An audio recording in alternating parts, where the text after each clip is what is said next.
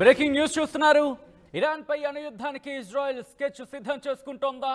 యుద్ధం ఎక్కువ రోజులు జరుగుతూ ఉండడంపై ఇజ్రాయెల్ పౌరుల్లో అసహనం రోజురోజుకి పెరిగిపోతోంది.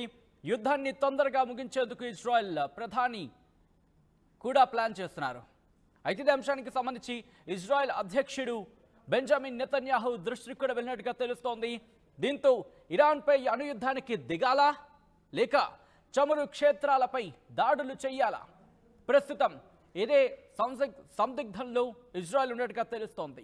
అణుయుద్ధంతో పాటు చమురు క్షేత్రాలపై దాడులు చేయాలా అనే స్కెచ్ కూడా సిద్ధం చేసుకుంటోంది.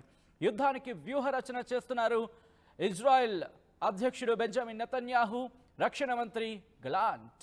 ఇరాన్పై అణుయుద్ధానికి దిగారని ఇప్పటికే అమెరికా మాజీ అధ్యక్షుడు ట్రంప్ వ్యాఖ్యలు చేయడం ఇప్పుడు సంచలనంగా మారింది. ఆలస్యం చేయొద్దంటూ హితవు పలికారు ఆయన. మరోవైపు అణుయుద్ధానికి దిగొద్దంటూ అమెరికా అధ్యక్షుడు బైడెన్ సూచించారు. నేనే నెతన్యాహు స్థానంలో ఉంటే చమురు క్షేత్రాలపై దాడులకు పాల్పడే వారిని అంటూ కూడా బైడెన్ చెప్పడం ఈ అంశానికి సంబంధించి ఎటువంటి ప్రాధాన్యత ఉందో అర్థం చేసుకోవచ్చు. అయితే ఇరాన్ క్యాబినెట్లో ఇదే విషయానికి సంబంధించి జోరుగా చర్చ జరుగుతోంది. ఒకవేళ చమురు క్షేత్రాలపై దాడులకు పాల్పడితే అంతర్జాతీయంగా తీవ్ర ప్రభావం చూపే అవకాశం ఉంది. ప్రపంచవ్యాప్తంగా ముడి చమురు ధరలు పెరిగిపోయే ప్రమాదం ఉంది. అంటే ఇప్పుడు మనకి ఒక 120 130 రూపాయలకు ఒకవేళ ఈ ప్రభావంలో కూడా చమురు ధరలు పెరిగి ఆ స్థాయికి చేరింది అనుకుందాం. అప్పుడు ఎలా ఉండొచ్చు? బాబోయ్, ఊహిస్తేనే గుండె బద్దలైపోయేటట్టుంది. అటువంటిది అదే ఆయు పట్టు మీద కనుక ఇజ్రాయెల్ ఇరాన్కి సంబంధించి దాడి చేస్తే ఇప్పటికే యుక్రెయిన్ రష్యాకి సంబంధించి యుద్ధం జరిగిన ఆ పరిస్థితుల్లో, అంటే అటువంటి ఒక యుద్ధ వాతావరణం జరిగిన పరిస్థితుల్లో అటు పశ్చిమ దేశాలకు సంబంధించి వెస్ట్రన్ కంట్రీస్ ఎటువంటి ఇబ్బందికర వాతావరణాన్ని చూసాయో చూసాం. చలికాలంలో గడ్డ కట్టుకుపోయే చలికి సంబంధించి ఇటు చమురు అందక విలవల్లాడిపోయాయి. సో అటువంటి పరిస్థితి ఒకవేళ చమురు క్షేత్రాలపై ఇరాన్కి సంబంధించిన చమురు క్షేత్రాలు, క్షమించాలి ఆ పదం ఉపయోగించినందుకు, అక్కడ చమురు క్షేత్రాలకు సంబంధించి ఇరాన్ చమురు క్షేత్రాలపై కనుక ఇజ్రాయెల్ దాడికి దిగింది అనుకుందాం, చమురు క్షేత్రాలు భగ్గుమన్నాయి అనుకుందాం, ఇటు ప్రపంచానికి సంబంధించి పెను వినాశనం తప్పదు. మరీ ముఖ్యంగా ప్రపంచ వ్యాప్తంగా ముడి చమురు ధరలు పెరిగిపోయే ప్రమాదం ఉంది. అణుయుద్ధం కనుక జరిగితే ఆ మాట ఆలోచిస్తేనే గుండె గుబేలమంటుంది. ఎందుకంటే వాటి తీవ్రత ఆ స్థాయిలో ఉంటుంది. ఒక చోట న్యూక్లియర్ బాంబ్ కనుక దిగింది, లాంచ్ అయింది అనుకుందాం, దాడి జరిగింది అనుకుందాం, న్యూక్లియర్ అటాక్ జరిగింది అనుకుందాం, ఆ ప్రభావం 1000 నుంచి 5,000 కిలోమీటర్లు. అంటే ఇజ్రాయెల్ కనుక ఇరాన్ మీద దాడి చేస్తే ఆ ఇబ్బంది, ఆ ప్రమాదం కేవలం భారత్ మీదే కాదు, భారత్కు మించి ఉంటుంది. మన ఇండియా మీద కూడా తీవ్రమైన ప్రభావం చూపిస్తుంది. అది కూడా ఆ తీవ్రత బట్టి ఇరాన్ మీద దాడి చేసే తీవ్రత 2000కు మించి కనుక ఉంటే, అంటే ఆ స్థాయి పరిధి కనుక దాటి ఉంటే ఆ ప్రభావం భారతదేశం మీద కూడా ఉంటుంది. మనం మాట్లాడుకున్న కొద్దిసేపటి క్రితమే 1000 నుంచి 5,000 కిలోమీటర్ల పరిధి వరకు కూడా దీని ప్రమాదం ఉంటుంది, ఆ ప్రభావం ఉంటుందంటూ కూడా ఇప్పటికే ఇజ్రాయెల్ దగ్గర 80కి పైగా ఈ అణుబాంబులకు సంబంధించి సిద్ధంగా ఉన్నట్టు తెలుస్తోంది. సో ఇటువంటి నేపథ్యంలో ఇజ్రాయెల్ కనుక ఇరాన్ మీద న్యూక్లియర్ అటాక్ దిగుతుందా? అటువంటి చర్చ కూడా జోరందుకుంటోంది. లేదా చమురు క్షేత్రాల మీద దాడికి దిగుతుందా? ఈ చర్చ కూడా ఇప్పుడు ఊపందుకుంటోంది.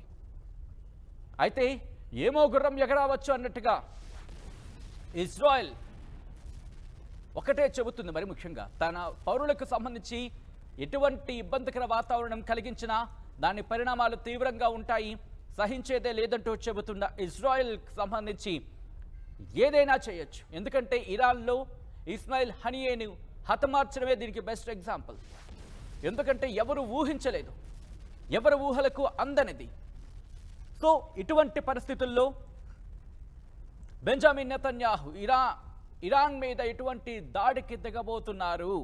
మరీ ముఖ్యంగా కొద్ది రోజుల క్రితం ఇరాన్ ఇజ్రాయెల్ మీద 180 మిసైళ్లతో దాడికి దిగింది. సో ఇటువంటి నేపథ్యంలో ఇప్పుడు అణుయుద్ధం తప్పదా? ఎక్కడా కూడా తన ప్లాన్కి సంబంధించి చెక్కు చెదరకుండా ఎగ్జిక్యూట్ చేసుకోవడంలో దిట్ట ఇజ్రాయెల్. సో అటువంటి ఇజ్రాయెల్ ఇరాన్ మీద ప్రతిదాడికి సంబంధించి పక్కా ప్లాన్లో సిద్ధంగా ఉన్నట్టు తెలుస్తోంది. అయితే ఆచితూచి వ్యవహరించాలి. ఈ యుద్ధాన్ని ఎక్కువగా కొనసాగనివ్వకూడదు. తాడో పేడో తేల్చిపడేయాలి. ఇది ప్రెజెంట్ ఇరాన్ మీద ఇజ్రాయెల్ అభిమతం. ఇజ్రాయెల్ ఏమనుకుంటోంది అనేది క్లియర్ కట్గా మనకి కళ్ళ ముందు కనిపిస్తోంది. హెజ్బుల్లాని వదలట్లేదు, హమాస్ని విడిచిపెట్టట్లేదు, హౌతీలకు కూడా సంబంధించి హెచ్చరికలు ఇచ్చింది, వదిలిపెట్టేదే లేదంటోంది. ఇటు సిరియా ఇరాక్లకు సంబంధించి మిలిషియా మీద విరుచుకుపడుతోంది. ఇటువంటి సందర్భంలో ఇరాన్ మీద కూడా ఇరాన్లోకి వెళ్ళి హమాస్ కీలక నేత ఇస్మాయిల్ హనియేను హతమార్చడం, ఇది మొసాద్కు సంబంధించి కీలకమైన యోచన. మరి ముఖ్యంగా మొసాద్కు సంబంధించి ఎగ్జిక్యూషన్ అక్కడితో ఆగిపోలేదు. హెజ్బుల్లా కీలకమైన నేత, హెజ్బుల్లా అధినేత హసన్ నస్రల్లాను హతమార్చిన ఆ రోజు చూసాం.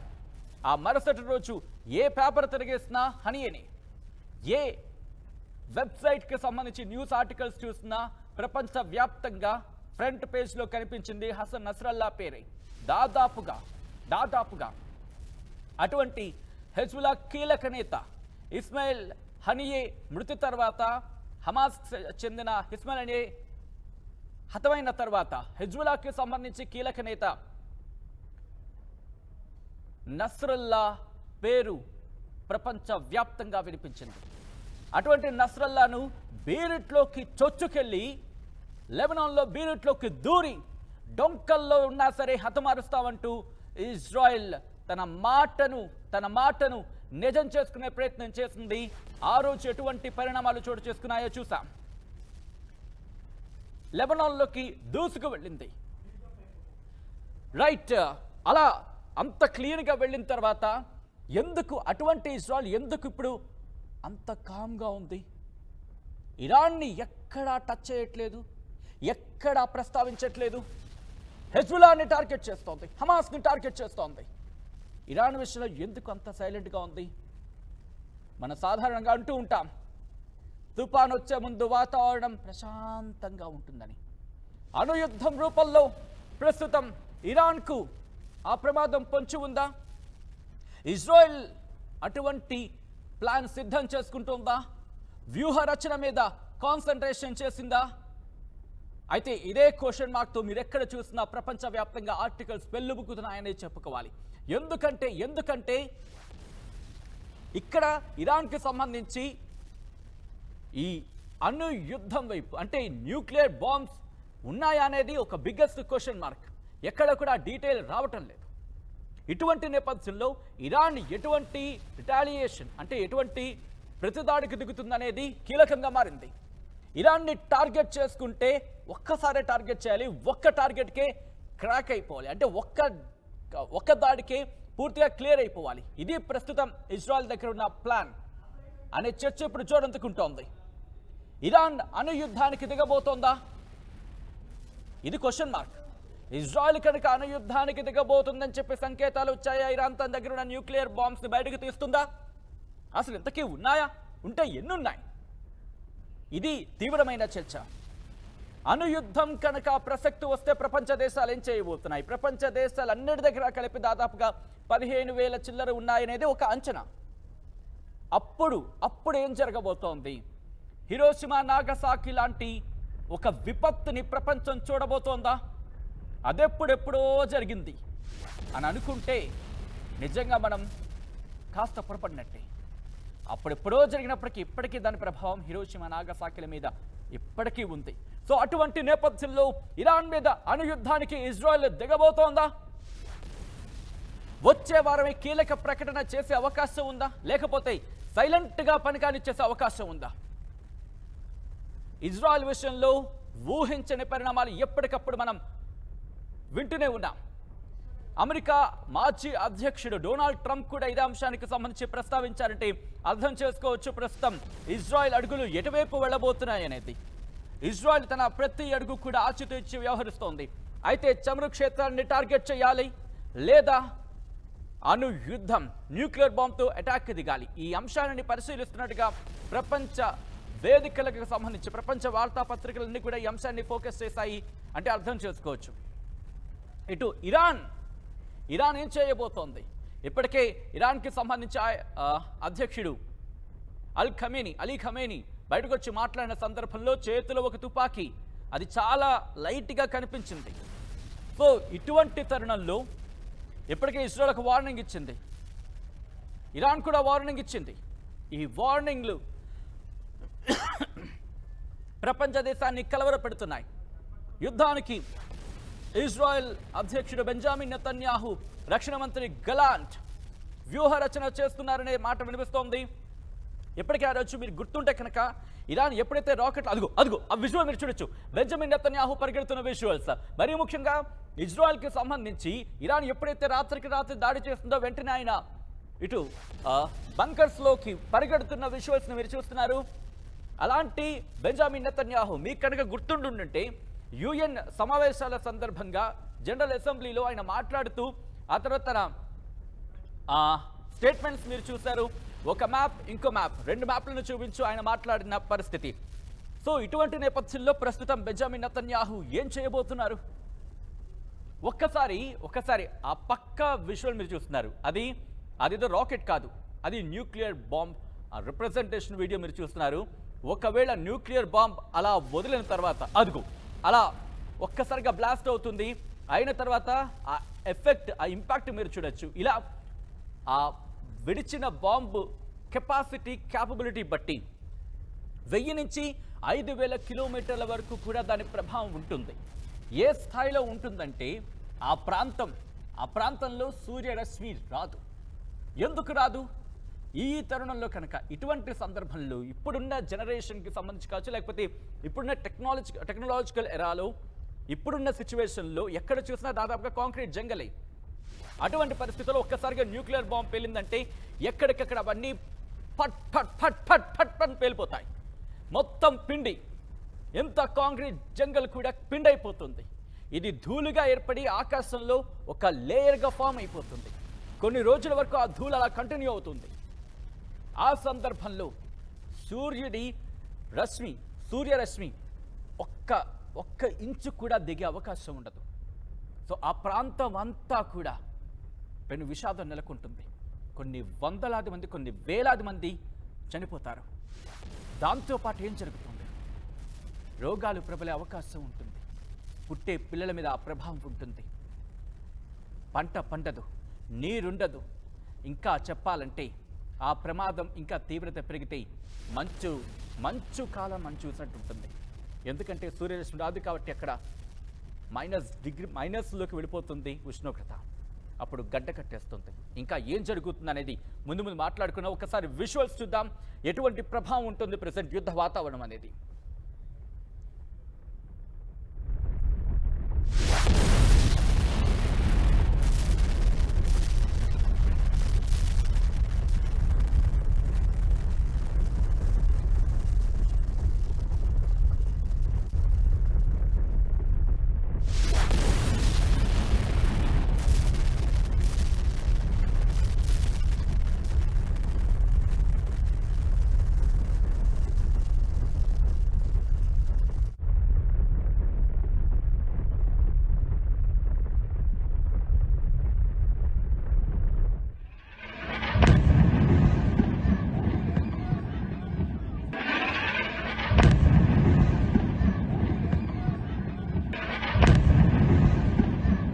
సో ఇప్పటికే ప్రపంచ దేశాలు కూడా మరి ముఖ్యంగా అమెరికా సంయమనం పాటించాలని ఇజ్రాయెల్కు సూచించినట్టుగా తెలుస్తోంది.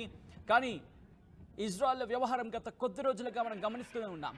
అటు శాంతి చర్చలకు సంబంధించి ఈజిప్ట్, అమెరికా, ఖతార్ శాంతి చర్చలకు సంబంధించి ఆ డిస్కషన్ జరిగిన తరుణంలో హమాస్తో ఎక్కడా కూడా శాంతి చర్చలు కొలిక్కి రాలేదు. కానీ ఆ తర్వాత మరి ముఖ్యంగా లెబనాన్, హెజ్బుల్లాతో ఇజ్రాయెల్కి సంబంధించి ఆ కాన్ఫ్లిక్ట్, యుద్ధ వాతావరణం జరుగుతున్నప్పుడు కూడా ఫ్రాన్స్ అమెరికా చర్చించే ప్రయత్నం చేశాయి, శాంతిగా ఉండమని చెప్పే ప్రయత్నం చేశాయి. వాళ్ళతో అవును అంటూనే అటువంటి కాస్త సిగ్నల్స్ ఇస్తూనే తన పని తాను కానుచుకుపోతోంది ఇజ్రాయెల్. ఈ నేపథ్యంలోనే అమెరికా కూడా ఇటు యుద్ధ నౌకల్ని పంపించిన సినారియో చూసాం. సో ఇప్పుడు ఇరాన్ మీద అణు యుద్ధానికి సంబంధించి ప్లాన్ కనుక చేస్తూ ఉంటే అమెరికా ఏ మేరకు సపోర్ట్ చేస్తుంది?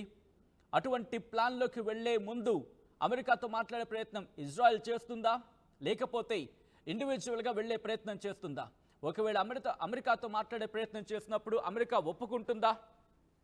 అప్పుడు ఏం చేయబోతోంది? ఇరాన్ మీద చమురు క్షేత్రాలకు సంబంధించి కనుక దాడి చేస్తే, చమురు క్షేత్రాల లక్ష్యంగా దాడులకు ఇజ్రాయెల్ కనుక దిగితే పరిణామాలు తీవ్రంగా ఉంటాయి. అది ప్రపంచ దేశాల మీద మరింత పెను ప్రభావాన్ని చూపిస్తాయి. కానీ ఇజ్రాయెల్ ఏం చేస్తుంది? ఎందుకంటే తమ పౌరుల ప్రాణాలు తమ వాళ్ళు ముఖ్యమంటూ స్టేట్మెంట్స్ ఇస్తున్న ఇజ్రాయెల్కి సంబంధించి ఏం చేయబోతోంది? ఇరాన్ని ఒప్పించే ప్రయత్నం చేస్తాయా ప్రపంచ దేశాలన్నీ? లేకపోతే ఇరాన్ అణు యుద్ధం వైపు కనుక ఫిక్స్ అయితే, ఇజ్రాయెల్కి సంబంధించి కూడా ఫిక్స్ అయితే అప్పుడు ఆ తీవ్రతను ఊహించడం కూడా కష్టం. ఇంతకీ ఇరాన్ ఏం చేయబోతుంది? ఆయతుల్లా అలీ ఖమేనీ చేసిన స్టేట్మెంట్స్ సంచలనంగా మారాయి. ఇజ్రాయెల్ కూడా దాదాపుగా 2-3 రోజులు కావస్తోంది ఇరాన్ మీద ఎటువంటి ప్రతిదాడికి కూడా దిగలేదు. కానీ ఏం చేస్తుంది? అణు యుద్ధం వైపు వెళ్ళబోతోందా? న్యూక్లియర్ దాడి చేయబోతోందా? లేకపోతే ఇరాన్ చమురు క్షేత్రాల లక్ష్యంగా ఇటు ముందుకు వెళ్ళబోతోందా? ఈ రెండు అంశాలు కూడా పరిశీలిస్తున్నట్టుగా తెలుస్తోంది. బెంజమిన్ నెతన్యాహు కనుక అన్నారా అణు యుద్ధం వైపే దారి తీయొచ్చు, పచ్చ జెండా ఊపాడా బెంజమిన్ నెతన్యాహు, ఇరాన్ మీద దాడికి దిగే అవకాశం ఉండే ఛాన్సెస్ చాలా ఎక్కువగా ఉన్నాయి. సో బెంజమిన్ నెతన్యాహు ఏం చేయబోతున్నారనేది ఇప్పుడు ఆసక్తికరంగా మారింది.